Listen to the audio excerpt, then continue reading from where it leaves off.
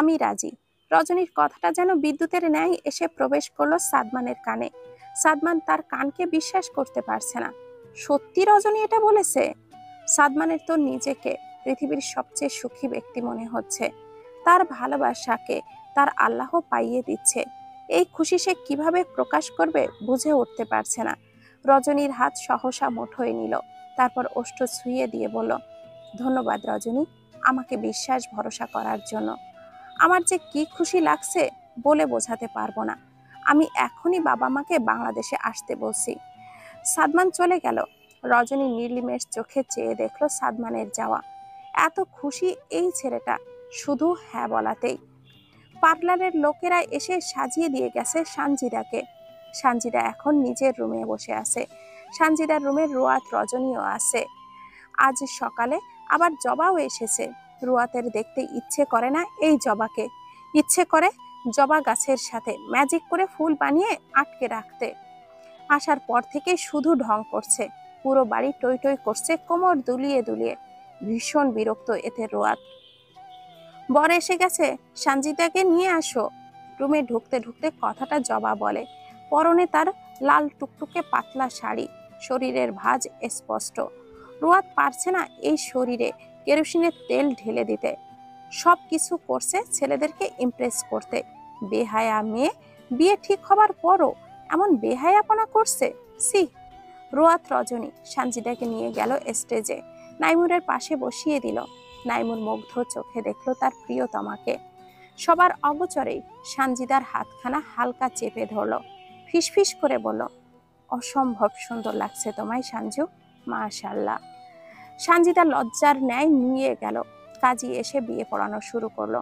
শারমিন বেগম এসে মেয়ের পাশে দাঁড়ালো।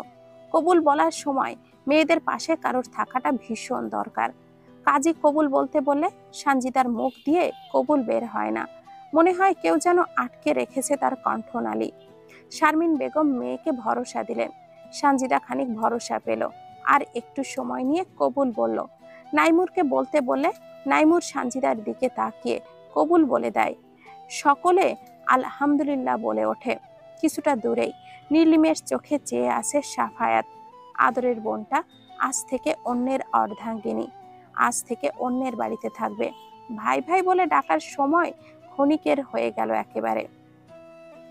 রুয়াত সাফায়াতকে এমন নীলিমের চোখে চেয়ে থাকতে দেখে বাহু জড়িয়ে ধরল, মাথাটা উঁচু করে মুখের দিকে তাকিয়ে বলল, কষ্ট পাচ্ছেন? সব মেয়েকেই এইভাবে চলে যেতে হয়। কষ্ট না পেয়ে শুধু দোয়া রাখবেন ওদের, যেন ওদের সংসারে কোনো দিনও ঝুট ঝামেলা না লাগে, সব সময় হাসি খুশি শান্তিতে থাকতে পারে। হ্যাঁ, পৃথিবীর সব সুখ আমার বোনের জীবনে আসুক, কোনো দুঃখ যেন আমার বোনকে স্পর্শ করতে না পারে। রুয়াত মুচকি হাসলো। নাইমুর আর সানজিদার বিদায় বেলা ঘনিয়ে আসলো। সানজিদা কেঁদে ফেললো মা ভাই ভাবিকে জড়িয়ে ধরে। রুয়াতেরও কান্না পেল। তার বিদায় বেলার কথা মনে পড়ল।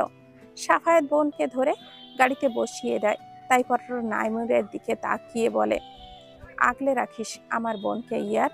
নাইমুর মুচকি হাসলো। সাফায়াতের হাত জোড়া ধরে বলল, টেনশন মুক্ত থাক সাফু, কোনো অযত্ন হবে না সানজুর। সাফায়াত নিজেও জানে নাইমুর তার বোনের অযত্ন কখনোই হতে দিবে না। নাইমুর গাড়িতে উঠে চলে গেল।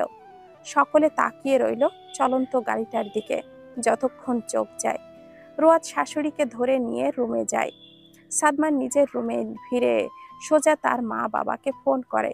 সাদমানের মা সাইফা বেগম ছেলের ফোন পেয়ে হাতের কাজে থামিয়ে ফোনটা রিসিভ করে। পাশেই বসে আছে সাদমানের বাবা Saidul Islam. How are you mom? Saifa Begum মুখে হাসি ফুটিয়ে বলে, আই এম ফাইন বেটা, তুমি কেমন আছো? এখনো পুরোপুরি ভালো হইনি মম, আমার ভালো থাকা খানিকটা তোমাদের উপরে নির্ভর করছে।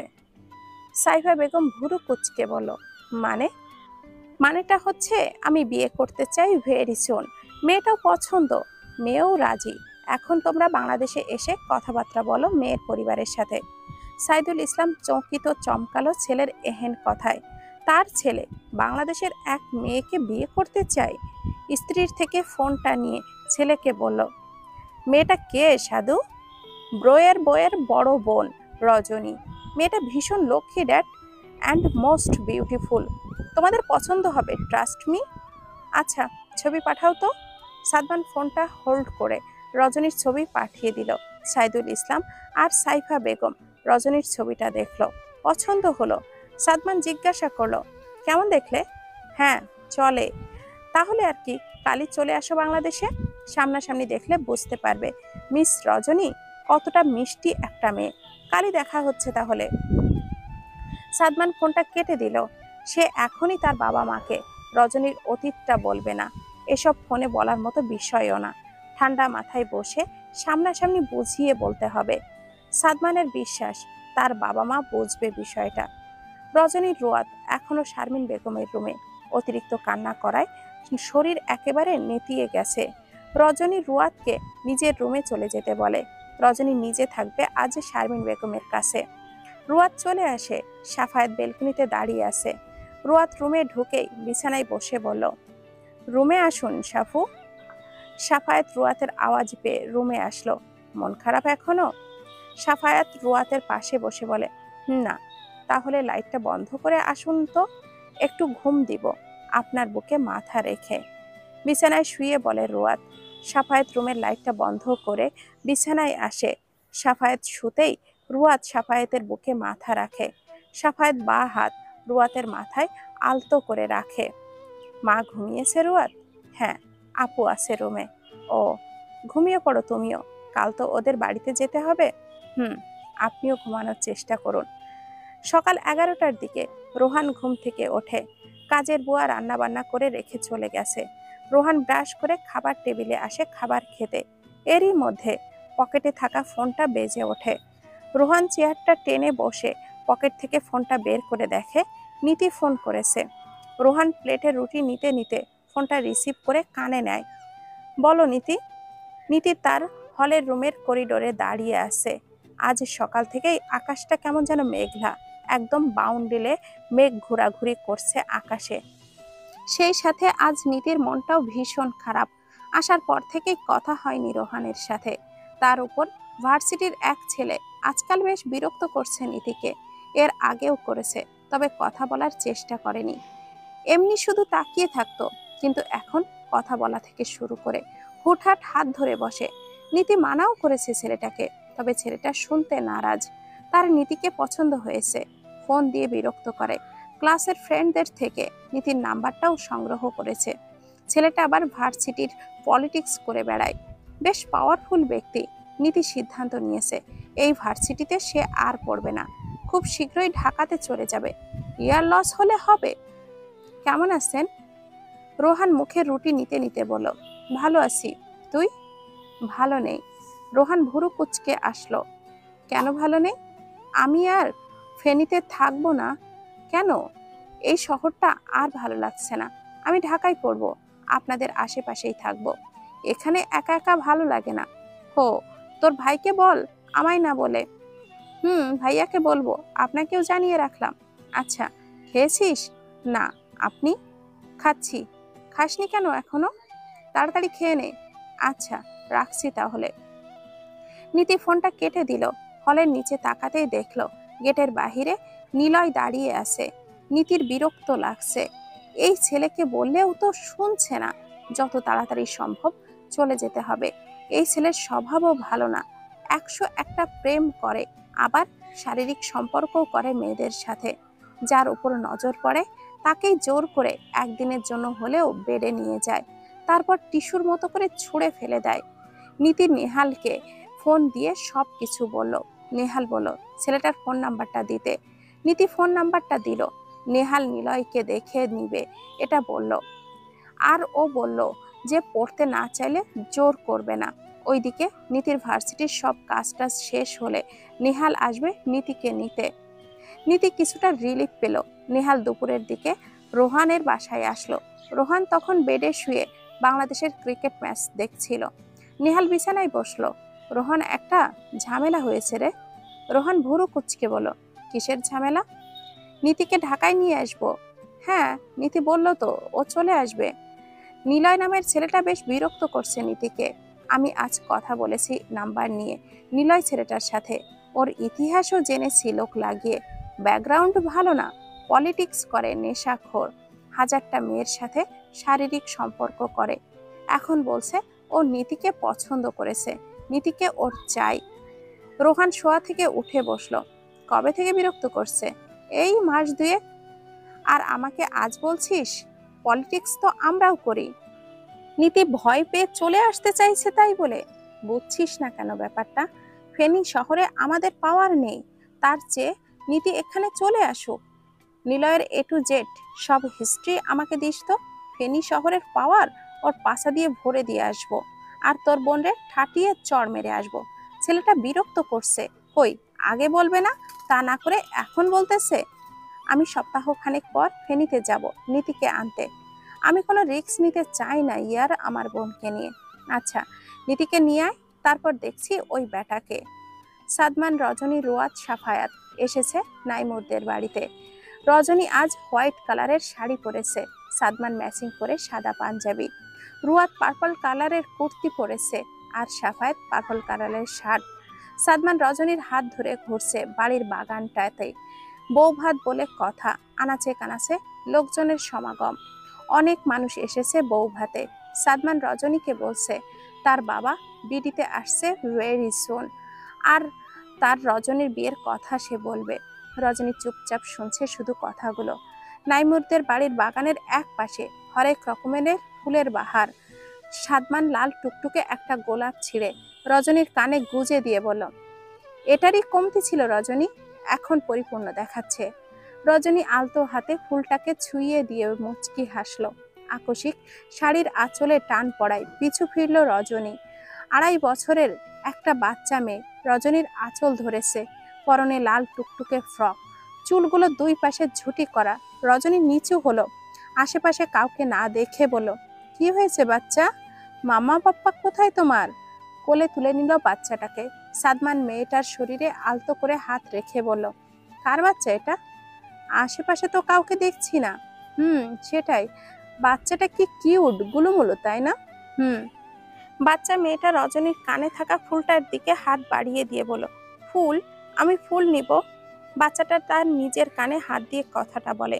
রজনী মেয়েটার গালে চুমু খেয়ে বলে, ওরে বাচ্চাটা, তুমি ফুল নিবে? মেয়েটা ওপর নিচ মাথা ঝাঁকালো। রজনী কান থেকে ফুলটা নিয়ে বাচ্চাটার কানে দিয়ে বলে, এই তো বাচ্চা, তোমার কানে আমি ফুল দিয়েছি, কি সুন্দর দেখাচ্ছে বাচ্চা তোমাকে। বাচ্চাটা হেসে উঠল, হাত তালি দিয়ে বলল, সুন্দর দেখাচ্ছে? হ্যাঁ বাবু, সুন্দর দেখাচ্ছে। তোমার নাম কি বাচ্চা? ননীল। সাদমান হেসে উঠল নামটা শুনে।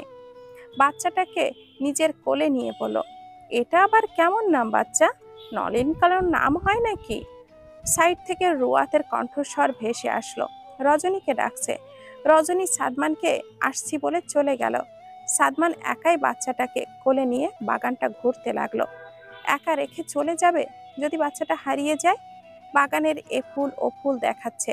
প্রায় 20 মিনিট পার হয়ে গেল, বাচ্চাটার বাবা মায়ের কোনো খোঁজ খবর নেই। কেমন ইরেসপসিবলের মতো করে বাচ্চাটাকে ছেড়েছে, এখনো খুঁজতেও আসেনি।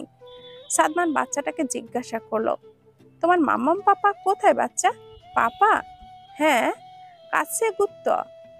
তোমার মাম্মাম? বাচ্চাটা চুপ, সে ফুল নিয়ে খেলতে ব্যস্ত। সাদমান বসলো বাচ্চাটাকে নিয়ে দোলনায়। কিছুক্ষণ পর একটা ভরাট কণ্ঠ শুনতে পেল সাদমান, নওরিন, তুমি এখানে? তোমাকে পাপ্পা যে খুঁজছে মা, এদিকে আসছো না কেন? সাদমান মাথা তুলে তাকালো।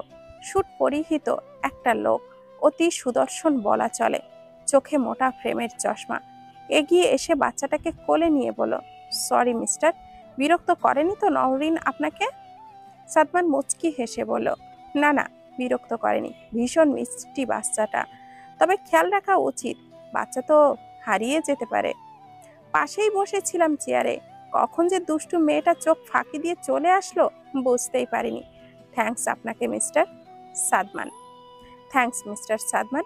আমি নওফিল, এটা আমার মেয়ে নওরিন। সাদমান চমকালো নওফিলের নামটা শুনে। ওই নওফিল এখানে আসবে বা কি করে? এই নাম তো অনেক মানুষেরই থাকে। আসছি। মাম্মা, আঙ্কেলকে টাটা বলে দাও।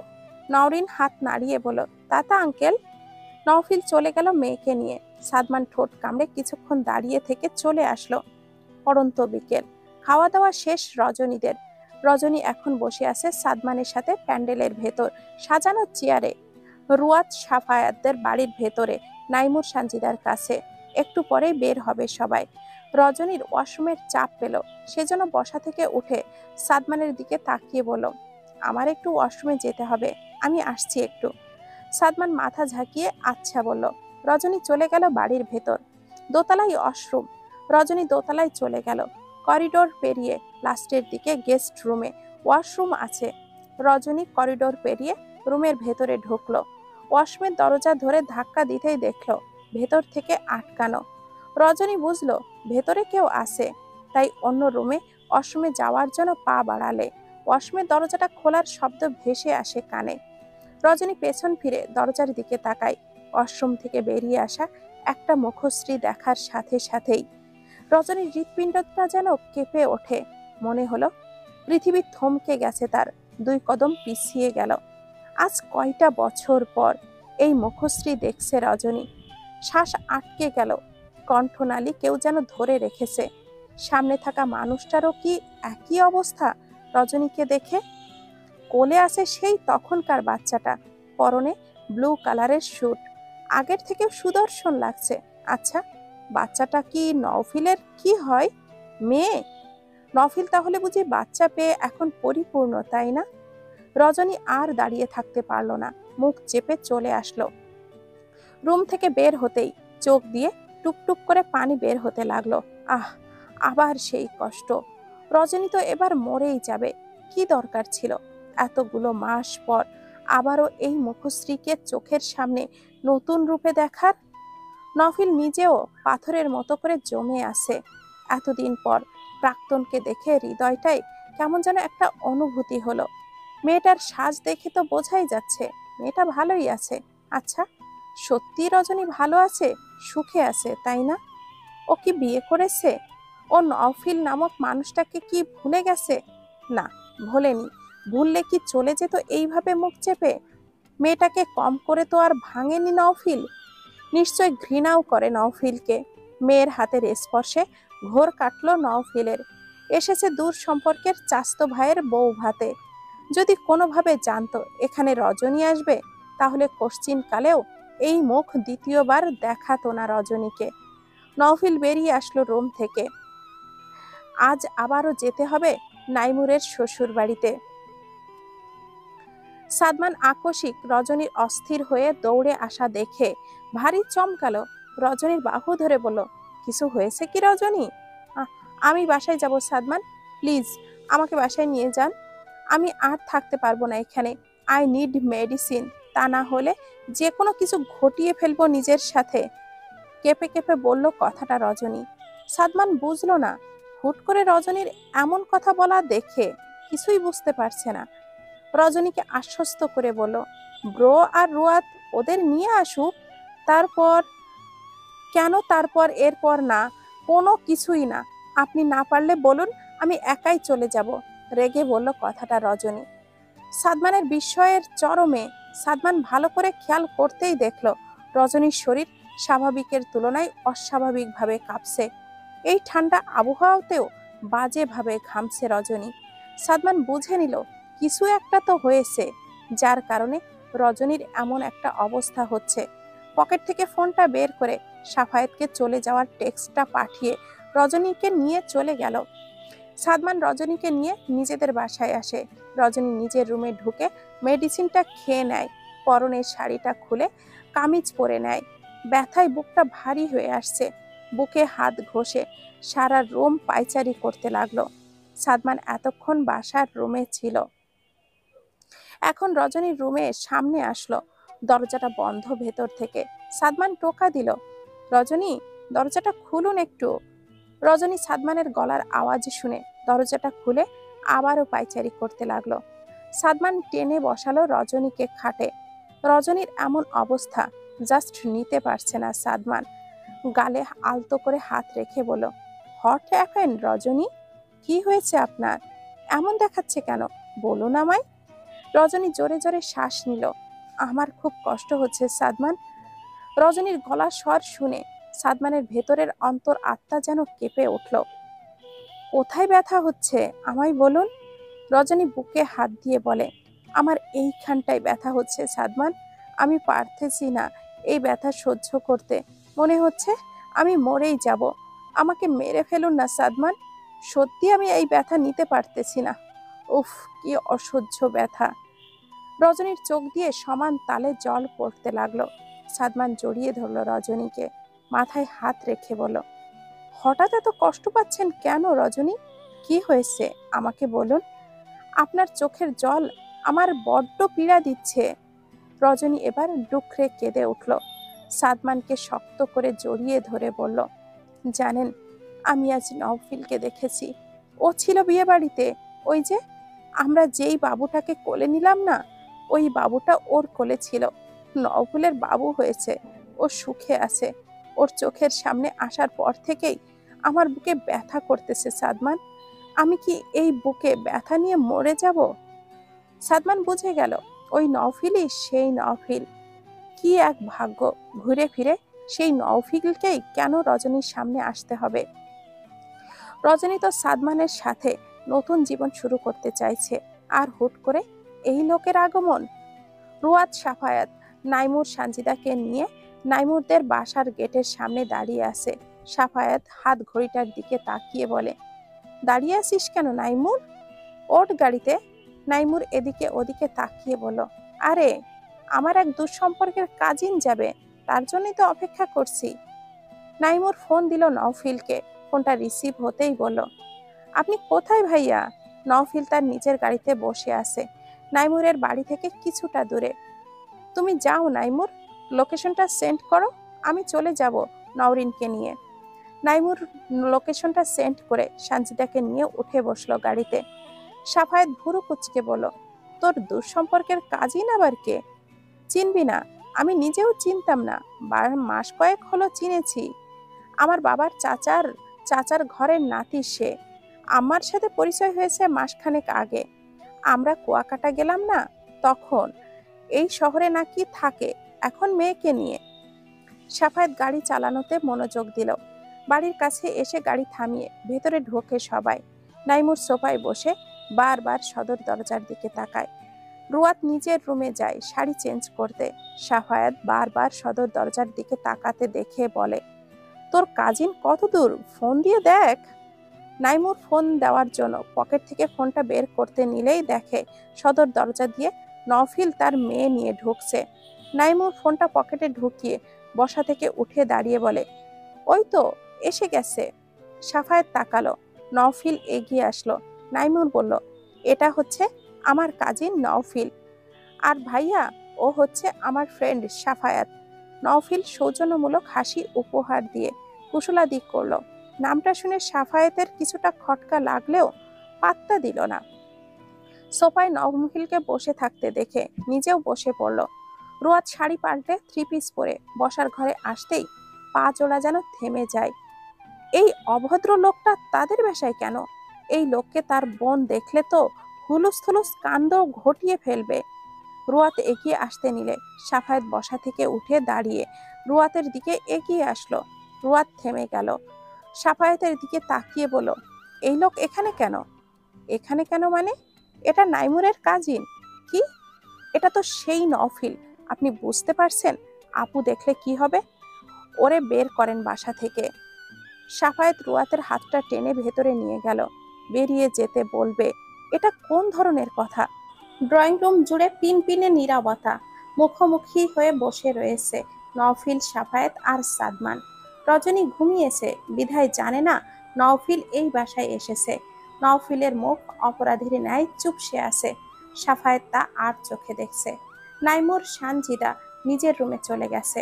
সাফায়েত কৌশল খাটিয়ে পাঠিয়ে দিয়েছে রুমে। সাফায়েত লম্বা শ্বাস টানলো। নওফিল নওরিনকে নিয়ে বসা থেকে উঠে দাঁড়ালো। সাফায়েত বলে ওঠে, উঠছেন যে? নওফিল তাকালো।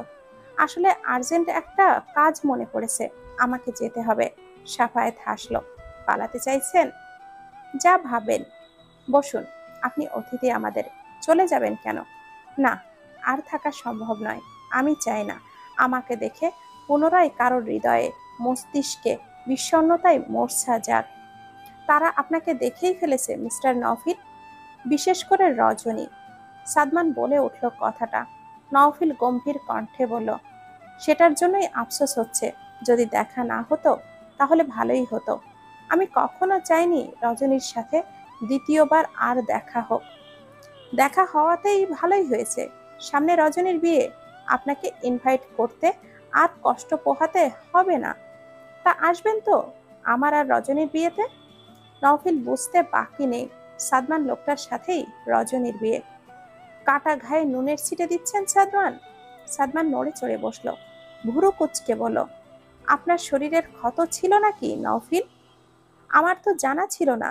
আমার জানা মতে যারা অন্যকে ক্ষত বিক্ষত করে তাদের শরীরে তো ক্ষতর রেশ অব্দিও থাকে না। নওফিল চুপ হয়ে গেল। সাফায়েত বলল, তা মেয়েটা আপনার? হ্যাঁ। আপনার ওয়াইফকে যে দেখছি না, উনি আসেননি বিয়েতে? নওফিল কিছুক্ষণের জন্য থমকে গেল, জিহবা দিয়ে ওষ্ঠধয় ভিজিয়ে বলল, ও একটু ব্যস্ত কাজে আসতে পারেনি। আজ আসি, নাইমুরকে বলে দিবেন ইমার্জেন্সি হওয়ায় আমি চলে গেছি। সত্যি সত্যি চলে যাবেন? হ্যাঁ, ভালো থাকবেন। নওফিল চলে গেল মেয়েকে নিয়ে। সাফায়েত বসা থেকে উঠে দাঁড়ালো। রুয়াতের বলা সেই কথাগুলো নিশ্চিত নওফিল শুনেছিল, তাই হয়তো চলে গেল। বউ তার ভীষণ রেগে আছে, সাফায়েত রুমে পাঠিয়ে দিয়েছে বলে। এখন বউয়ের রাগ ভাঙাতে হবে। সাদমান পকেট থেকে ফোনটা বের করে তার বাবা মাকে ফোন করলো। সে আর দেরি করবে না রজনীকে বিয়ে করা নিয়ে। ওপাশ থেকে ফোনটা রিসিভ হতেই সাদমান গম্ভীর কণ্ঠে বলল, কবে আসবে তোমরা? আমি যে বললাম তাড়াতাড়ি চলে আসতে। আমাকে কি বিয়ে করাবে না তোমরা? তোড়জোড় দেখছি না কেন তোমাদের? সাইদুল ইসলাম বললেন, কালকের ফ্লাইটে আসছি আমি আর তোর মা। তাড়াতাড়ি এসো। আর হ্যাঁ, সাবধানে। মা কোথায়? ঘুমাচ্ছে। আচ্ছা রাখি, তুমিও ঘুমাও গিয়ে। সাদমান ফোনটা কেটে দিল। নিজের রুমের দিকে যাবার সময় রজনীর রুমে উকি দিয়ে দেখলো রজনী ঘুমন্ত হয়ে রয়েছে, তাই চলে গেল। নওফিল বাসা থেকে বের হয়ে গাড়ি চালাতে আরম্ভ করে। হৃদয়টা একটু না অনেকটাই পড়ছে। কেন পড়ছে? রজনীকে দেখার পর থেকে। রজনী নামক মেয়েটাকে তো আর ভালোবাসার মতো দুঃসাহস নওফিল কখনো করবে না। রজনী সুখে থাকুক, সকল সুখ তার ভাগ্যে এসে ভিড় জমাক। তবুও নওফিলের সাথে আর তার দেখা না হোক। দেখা হলেই ফেলে আসা দিনগুলোর কথা স্মরণ হয়, আর লাইফে করা সবচেয়ে বড় ভুলটা বিষাক্ত তীরের মতো করে এসে বেঁধে বুকে। নওফিল হ্যাপি তার জীবনটা নিয়ে, বেঁচে থাকার মতো যে তার একটা পরী আছে। নওফিল তাকালো নওরিনের দিকে। মেয়েটা তাকিয়ে আছে বাহিরে। এইটুকু একটা বাচ্চাকে ছেড়ে কি করে মা চলে যেতে পারে অন্য একটা পুরুষের হাত ধরে? নওফিলের দ্বিতীয় স্ত্রী ফারজানা বছর 2 হলো চলে গিয়েছে অন্য এক পুরুষের সাথে। নওফিল সেই দিনই বুঝেছে তার সাথে এটা রিভেঞ্জ অফ নেচার ঘটেছে। কারণ নওফিল একজনকে কাঁদিয়ে পুরোপুরি ভেঙে গুড়িয়ে দিয়ে নতুনভাবে শুরু করেছিল সব এক ছলনাময়ীর সাথে। 6 মাসের বাচ্চাটাকে নওফিল একা হাতে মানুষ করেছে। বাসায় অবশ্য একটা সার্ভেন্ট আছে যে নওফিল অফিসে থাকাকালীন দেখাশোনা করে। নওফিল মেনে নিয়েছে ভাগ্য। সে বাকিটা এই মেয়েকে নিয়েই পার করবে। জীবনে শুধু একটাই চাওয়া ছিল, যেন রজনীর সাথে দেখা না হয়। কিন্তু সেটাই হয়ে গেল। রজনী রুয়াত সবাই জানুক নওফিল ঠকিয়েও সুখে আছে, কেউ না জানুক নওফিলও ঠকে গেছে। যত তাড়াতাড়ি সম্ভব এই শহর ছেড়ে সে চলে যাবে। যে শহরে প্রাক্তন থাকে সেই শহরের আশেপাশে থাকাটাও নিষিদ্ধ প্রত্যেকটা প্রাক্তনের। রোয়াত খাটের উপরে পা তুলে বসে আছে, চোখ মুখ জুড়ে রাগের আভাস ক্ষণে ক্ষণে সাপের মতো করে ফুঁসে উঠছে। সাফায়েত দরজার কাছ থেকে দেখতে দেখতে এগিয়ে আসলো। রোয়াত সেই দিক পানে তাকিয়ে বলল, খবরদার আমার কাছে আসবেন না একদম। সাফায়েত পা ঘুরিয়ে সোফায় গিয়ে বসলো। রোয়াত ভুরু কুচকালো। আশ্চর্য, আসতে না বলেছে দেখে তাই বলে আসবে না? রোয়াত আরো ফুঁসে উঠল। ওই বেয়াদব চলে গেছে? হ্যাঁ, ভালো করেছে। তা আপনি সবাই বসছেন কেন? তুমি বিছানার ধারের কাছে যেতে না করেছো সেই জন্য? আপনি আমার সব কথা শোনেন? অবশ্যই, আমি তো তোমার বাধ্য স্বামী। কচু, পাশে বসেন, রাগ ভাঙান। সাফায়েত ভুরু কুচকালো। তোমার চোখে মুখে তো রাগ নেই, ভাঙাবো কি? রুয়াত মুখটায় রাগী ভাব এনে বলে, এই দেখুন আমার চোখ মুখে কত রাগ, নাকের ডগায় এসে আসছে, আসুন ভাঙান।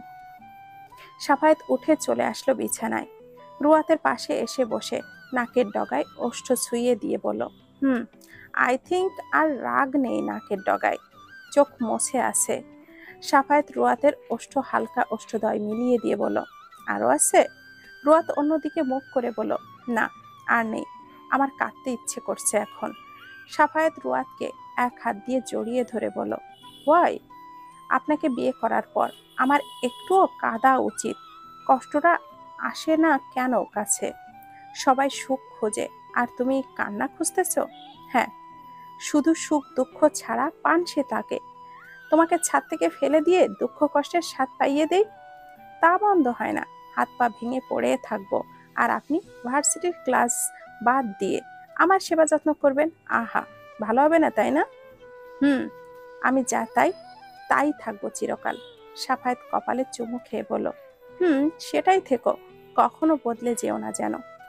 রাত 12টার দিকে রজনীর ঘুম ভেঙে যায়। প্রচুর খিদে পেয়েছে, নিজের বাসা না যে খিদে পেলে তো আর খেয়ে নিল।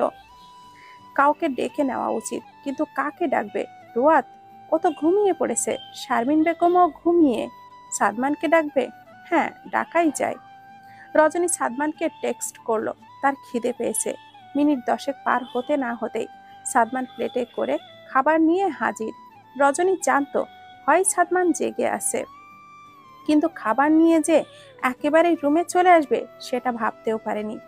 সাদমান খাবার প্লেটটা বিছানায় রেখে রজনীকে বলল, ফ্রেশ হয়ে আসুন। রজনী ওয়াশরুম থেকে ফ্রেশ হয়ে এসে খাবারটা খেতে আরম্ভ করলো। সাদমান বসে বসে রজনীর খাওয়া দেখলো। আপনি খেয়েছেন? সাদমান হ্যাঁ জানালো। রজনী ঝটপট করে খেয়ে নিল। খাওয়া শেষ হলে সাদমান প্লেটটা নিয়ে বলল, ঘুম কি আসবে আর? রজনী বিছানায় শুতে শুতে বলল, চেষ্টা করে দেখি। করুন, গুড নাইট। আপনাকেও। সাদমান চলে গেল।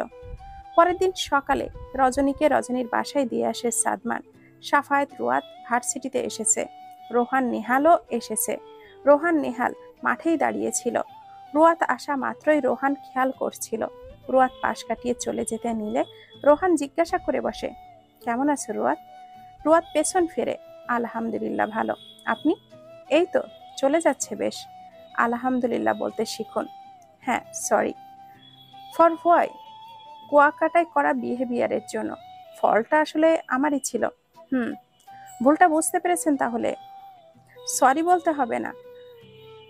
আসি, ভালো থাকবেন। রোয়াত চলে গেল। নেহাল রোহানকে ধাক্কা দিয়ে বলল, তলে তলে এখনো ভালোবাসোস নাকি? ভালোবাসা সেটা চিরকাল থেকে যাবে মনের গোপনে, অতি সংগোপনে ভাবে। তাহলে আর কি, বিয়ে শাদী কইরা আরেক মাইয়ার জীবন নষ্ট করছিস না? তোর শালিরে এনে দিবে। So sad. আর বইয়ের কোনো বোন নেই? রোহান হাই তুলতে তুলতে বলল, তোর তো আছে, তাতেই চলবে। নেহাল ভেংসি কেটে বলল, আমার বোনকে পাওয়ার জন্য রাজপথে নামলেও তোর মতো ছ্যাঁকাখোরের সাথে আমার বোনকে দিব না। একটা ইশারা দিলেই নীতি চলে আসবে। সো বড় বড় ভাষণ বন্ধ কর। একটু না হয় দিলামই ভাষণ, সবাই তো একা একা, তুই ভাষণ দিস, আমার তো দিতে দিস না। বয়স হয়নি, বাচ্চা ছেলে তোমার ভাষণ দেওয়ার জন্য। আগে বয়স হোক, তারপর ভেবে দেখবো।